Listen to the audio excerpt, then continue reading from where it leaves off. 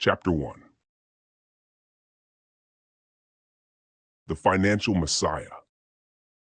Leo, a tall bloke with the kind of presence that made him seem like a photography and pop-punk lover, was chilling through what was shaping up to be a perfectly average late morning. The sky was that crisp, featureless blue that promised good deeds and eventful thoughts to brew in one's mind.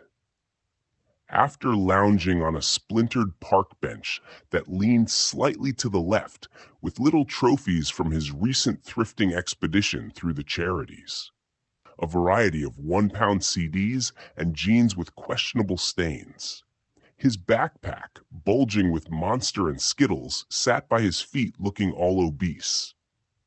Now it was time for Leo to head home and chill. Now home in his room, in one hand holding a thick honey sandwich that goes crispy for some reason, all messy and gooey, either made with love or laziness. And for Leo, laziness is more likely. In the other hand, a half-squashed can of Monster energy drink, offensively sweet and glowing like some sort of toxic alien substance. He took a slow bite and a long sip, trying to settle into a rare pocket of calm. But peace was a stranger to Leo these days, because not all was well in Leo's world. Lurking just behind the surface of things was a shadow, a presence, a parasite in a cheap suit. His name is Mr. Pede'ing. Mr. Pede'ing wasn't just a man of low morality, he was the blueprint. He was the sort who smiled with all his teeth but never with his eyes. The sort of man who could sell you an old sock with tape on it while convincing you it was a limited edition car seat headrest signature guitar pick case. For the past year, Pede'ing had been a constant source of ruin in Leo's life, a master manipulator who knew exactly which threads to pull to unravel someone from the inside out, especially poor Leo. Leo came to know who Pede'ing was through his friend Barclay. This friend of Leo's, a well-meaning but disastrously naive lad with a taste for cannabis and a lack of sophistication. Barclay was the one that told him that Pede'ing is legit, bro. He has the best deals. All you gotta do is sign a fucking form and you're golden man, and also he'll look after your money and shit too. It's cool, bro. It's cool. Barclay said it on the phone while laying down on the floor in a coffee shop somewhere in Amsterdam, while sipping on drinks he couldn't afford. He said it like it was gospel, like Pede'ing was some sort of financial messiah, instead of a random back alley guy dealing in knockoff Calvin Klein. Mr. Pede'ing probably just told Barclay he'd give him infinite buds and Guinness if he signed his signature. And of course, Pede'ing wouldn't have been left waiting. Mr. Pede'ing wasn't violent, not in the obvious ways. No bruises, no shouting matches, just slow, deliberate sabotage, backhanded compliments, misdirected emails, rumors whispered in the right ears, favors with hooks hidden inside. He'd once borrowed Leo's trust like it was a cigarette, used it, burned it, and dropped the ashes without so much as a thank you. Now Pede'ing wanted more. He always did. It wasn't enough to see Leo struggle. He wanted to own the narrative. He wanted to control Leo's life like a cruel puppeteer, tugging at every string with glee. A month after Leo made the terrible mistake of signing the form that binded his whole identity to Pede'ing's greed, Pede'ing sucked all the joy out of his life. First, Pede'ing drained Leo's bank account. Not all at once. That would have been too obvious. No, he took little bites. Phantom charges started appearing, administrative fees, service levies, and other terms that sounded just real enough to go unnoticed until Leo's balance dropped below survival level. Whenever Leo tried to contact customer service, the line rang and rang until it finally played a pre-recorded message. Due to an unexpected surge in success, all of our lines are currently overwhelmed. Please try again later. Then came the credit cards. Leo started receiving letters, thick, unfriendly envelopes, thanking him for applying for multiple lines of credit he never touched. Credit cards he never knew existed now carried balances for purchases he never made.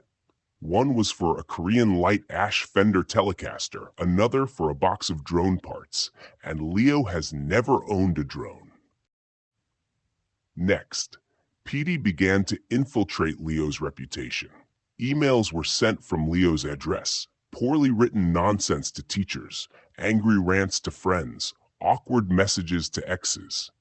His dad constantly screamed and shouted about boxes of random junk being delivered to the house and customized shirts with bold letters saying, "Alex is arriving in bulk." Petey even compromised the house Netflix account. The continue watching section now filled with reality dating programs and eyesore anime. Leo would rather die than admit to even knowing existed.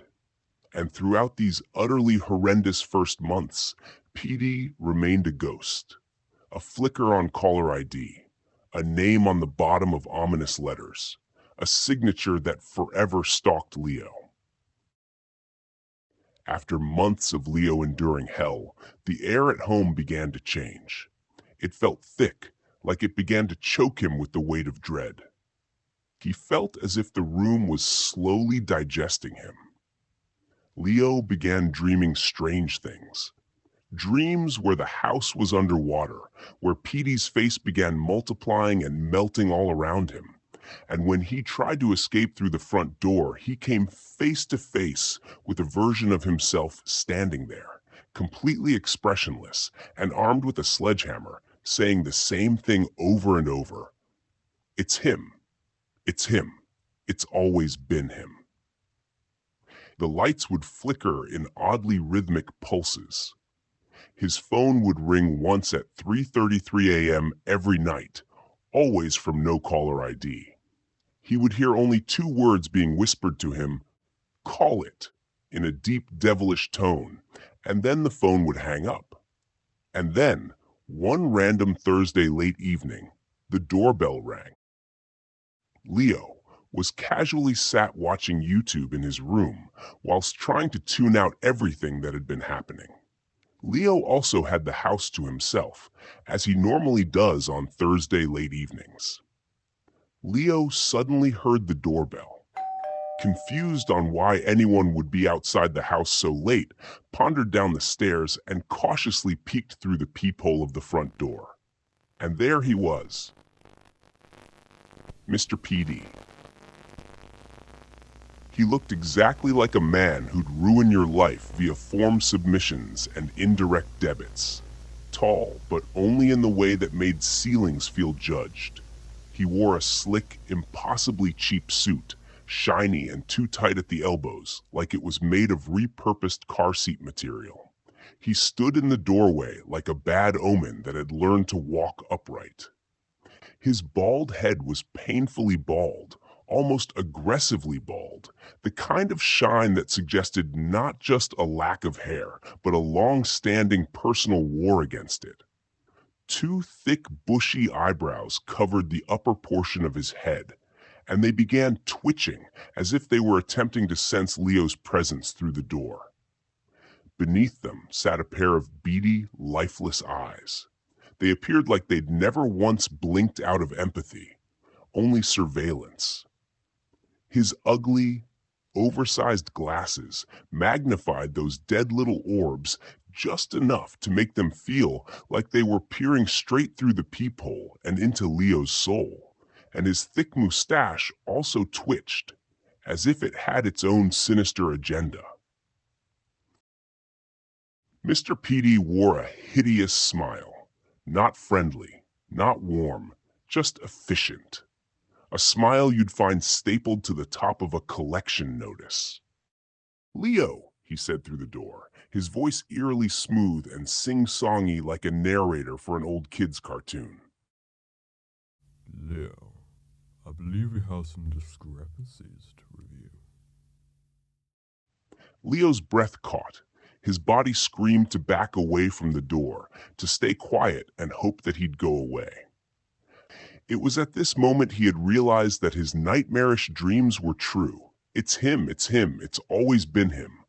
Leo didn't respond. He didn't move, just held his breath and prayed to gods he didn't believe in that silence would just make him invisible. And then Petey rang the bell again. And it was slower this time, more deliberate. A statement, not a request. Leo quietly backed away from the door. He knew something was coming. And now it had a face. A bald, glassy-eyed, moustached face that hummed like a broken music box and wore a suit stitched from nightmares and debt. Mr. Petey was no longer a mere creature to lurk in the background. He wanted in.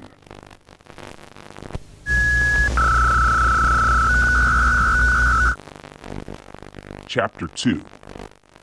The Frying Pan. The scene was silent until I can smell you. Leo heard this right through the front door. You're breathing heavier. Are we playing hide and seek? Oh, I love games. Leo kept silent. Don't you remember what you signed, Leo? No. That's all right. I do. Leo, utterly terrified, built up the courage to reply. I never signed anything, Leo muttered, cautiously. Through the door, Mr. Petey adjusted his collar with a twitchy hand. But that's the magic of fine print, my darling. Consent is rarely as complicated as you believe. May I come in? The question wasn't really a question.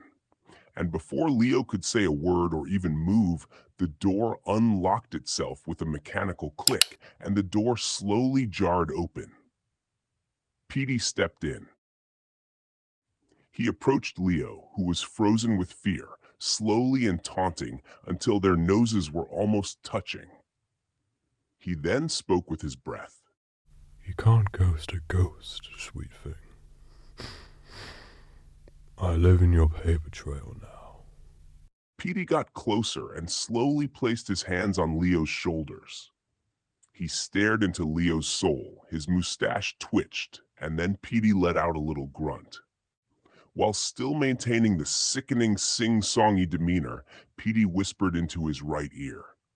I'm not mad, Leo, just disappointed after everything I've done for you. I'd like it more if those jeans were washed. Until next time. Petey turned around and walked straight out the door. Only his legs moved. The rest of him was still as a mannequin. Leo remained frozen until he finally took a deep breath and fell to his knees. He didn't know what to do, what to think. From that point, Mr. Petey came to visit Leo every Thursday evening. Always exactly 27 minutes past 7, each visit more intrusive than the last. These visits weren't loud, weren't violent. They were suffocating. Petey spoke like an old friend mixed with someone telling a bedtime story who shouldn't be near children. He moved like a shadow and always seemed to know exactly where Leo was and what Leo had been thinking before he walked in. Petey didn't just appear, he occupied. He prowled through Leo's space like he owned it, like Leo was the guest. His words were laced with mockery, his presence heavy with threat, even when he spoke softly. And what he wanted from Leo is what he took, and this wasn't always spoken aloud. It was carved out slowly, in glances, gestures, demands dressed as favors. He fed off Leo's discomfort. It was the point. Petey would ring the bell once, just once, and then let himself in. Leo had given up trying to stop it. Bolts, chains, chairs, under door handle. None of it mattered. The door opened anyway, always with that same mechanical click, as if Petey was a locksmith of reality. Leo stopped sleeping on Wednesdays. His hands trembled every Thursday morning. By evening, his heart felt like it was trying to climb up his throat. Sometimes he cried. Other times he screamed into a pillow before the doorbell came, hoping to get it all out before Petey showed himself, as he didn't want to show more weakness than he already had. Every Thursday evening, without fail, to Leo the world felt empty. It was subtle at first, the kind of silence that crept in unnoticed, until you noticed nothing else.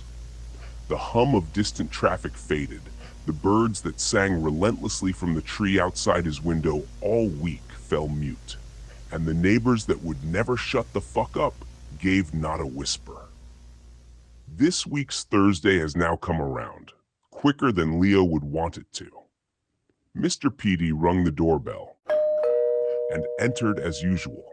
The front door slowly crept open, mocking any sense of security.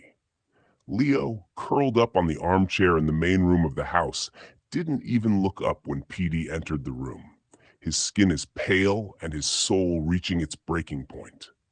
You've been Googling how to break contracts again. Petey leaned over him. I said to you, be a good boy. Don't make me have to punish you again. You know Papa doesn't like it. Look at me when I'm talking to you. Look at me. Petey grabbed Leo's face and leaned in as close as possible, Leo's nose tickled by Petey's mustache. Petey tossed a coin into the air and slapped it down onto one of the armrests of Leo's armchair. Call it. I said, call it. Petey backhanded Leo across the face, causing him to half fall off the armchair. I'm giving you a chance here, you ungrateful piece of sludge. Don't make me have to repeat last Thursday. Petey reached into his pocket. Heads, whimpered Leo. Good boy. Petey revealed the coin. Heads. In that case, I have a gift for you, my cute little bear. Not that you deserve it. Petey reached into his other cheap blazer pocket and pulled out a large book that was way too large for that pocket, or any pocket in that matter. Petey then sat cross-legged and barefoot on the living room floor and began fiddling with rubber gloves longer than he needed to, just to make Leo feel even more uncomfortable.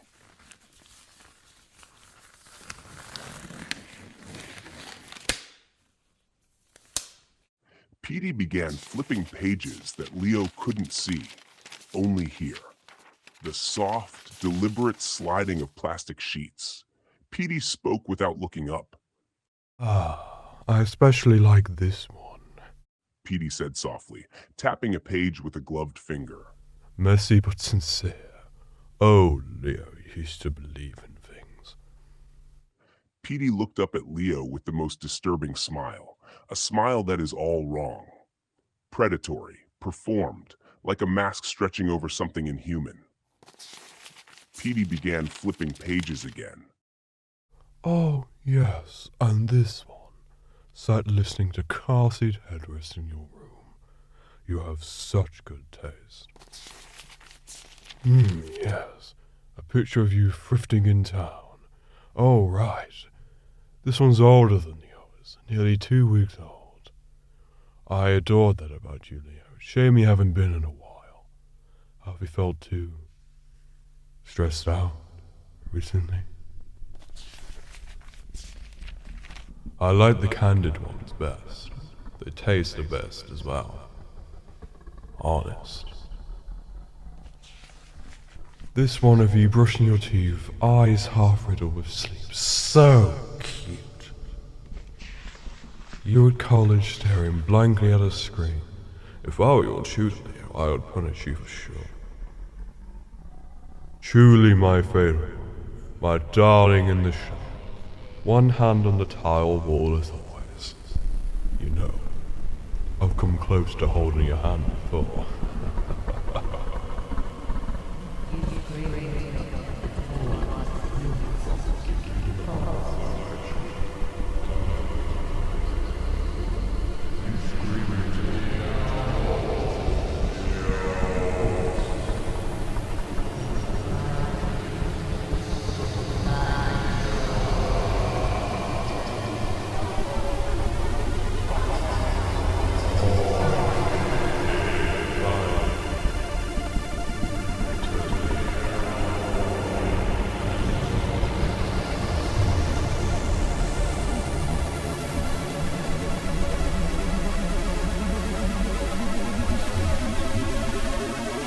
You screaming into your pillow just before I visited you last week.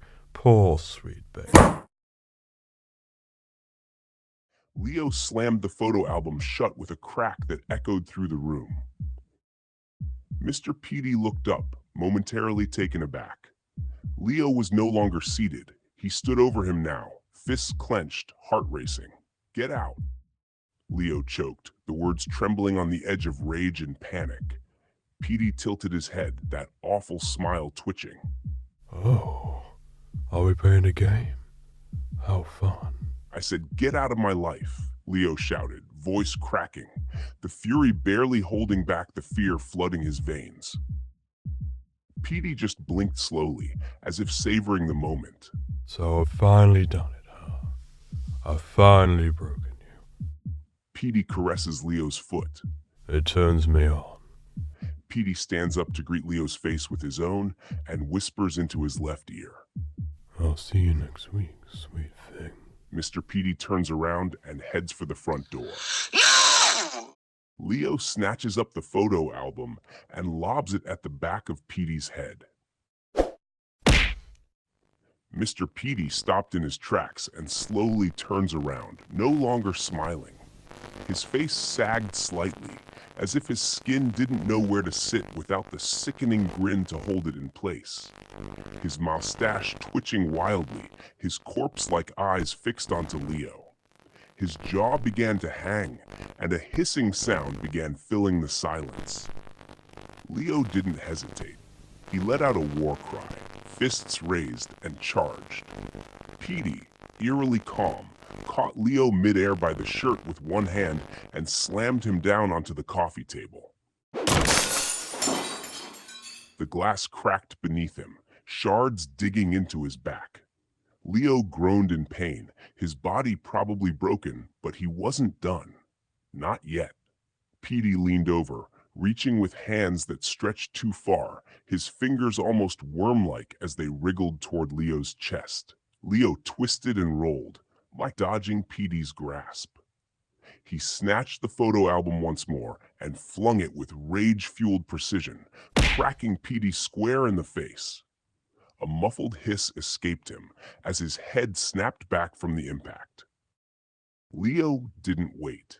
He launched forward, rugby tackling Petey full force in the ribs, and the two crashed through the doorway into the kitchen, taking out the dinner table.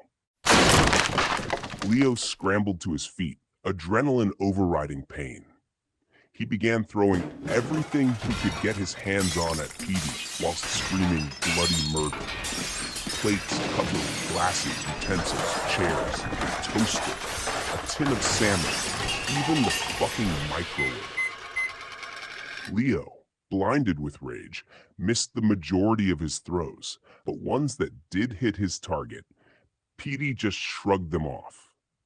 Petey lunged at Leo, and Leo, realizing there was nothing else to throw, screamed and ran for the front door. Oh.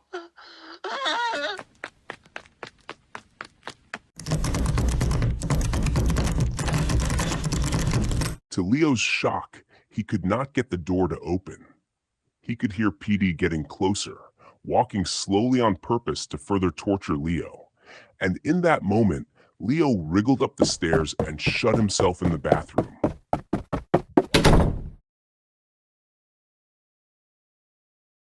Deathly silence.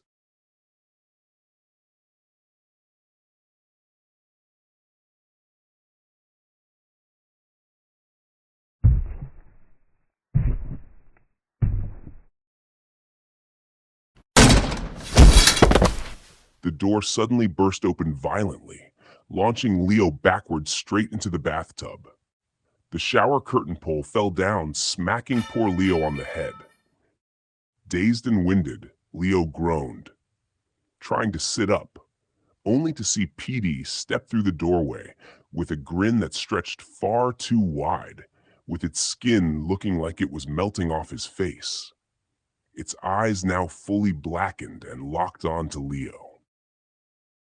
Petey raised his long, intrusive arms ready to rip into him, but Leo, thinking fast, squirted head and shoulders straight into Petey's warped eyes.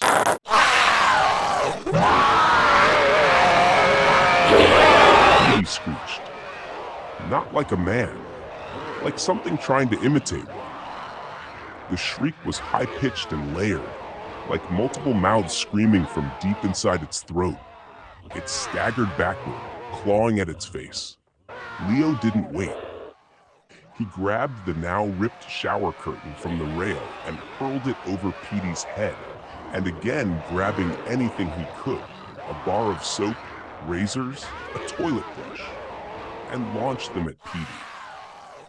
Petey wriggled and stumbled under the shower curtain, slipping off the bar of soap on the floor. Leo ran out of things to throw and began bludgeoning Petey with the broken shower curtain pole, his monstrous noises echoing off the tiles. Petey managed to regain balance and grabbed the pole off Leo mid-swing. Petey kicks Leo out of the bathroom and then violently flings the shower curtain off of itself. Leo scampers into his room and tries shutting the door.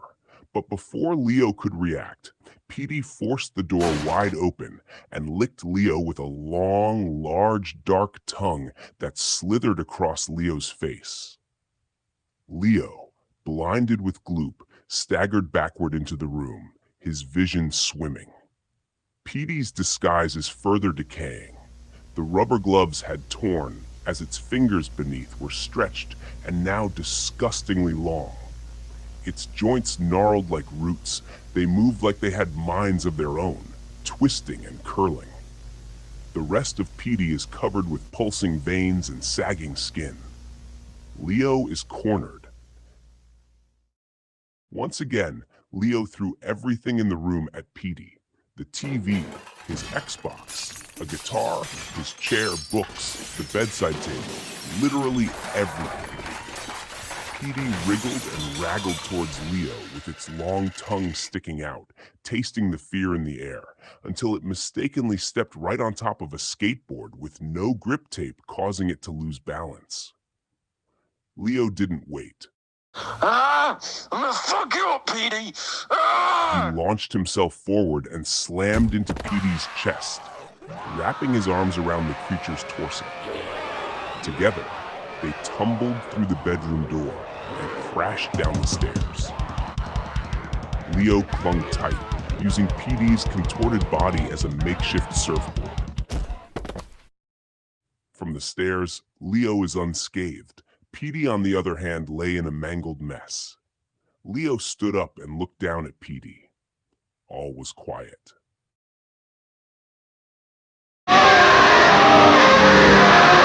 Leo quickly grabbed the nearest object to him, which just so happened to be a frying pan from the kitchen broth. Leo raised the pan above the creature's head and brought it down hard and again, until the pan broke.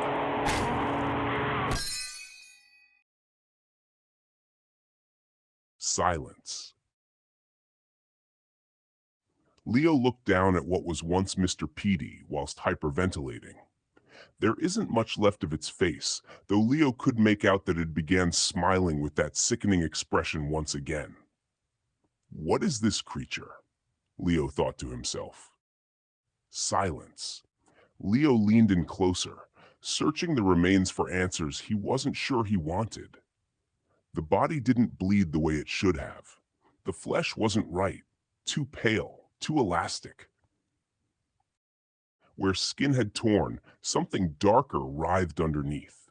Leo picked up a bit of the broken pan and began poking, but soon after starting, he stopped. Leo, Amidst the silence, suddenly noticed wind, loud wind coming from outside.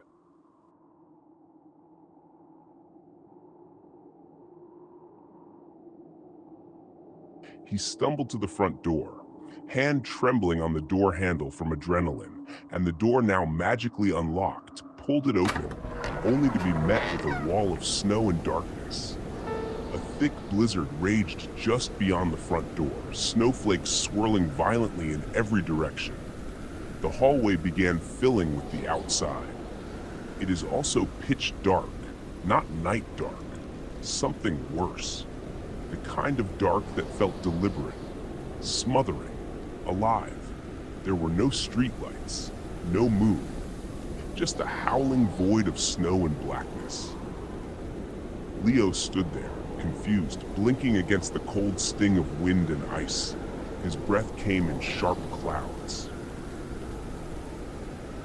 "Hello," he choked out, voice turned thin to the cold and quickly swallowed by the storm.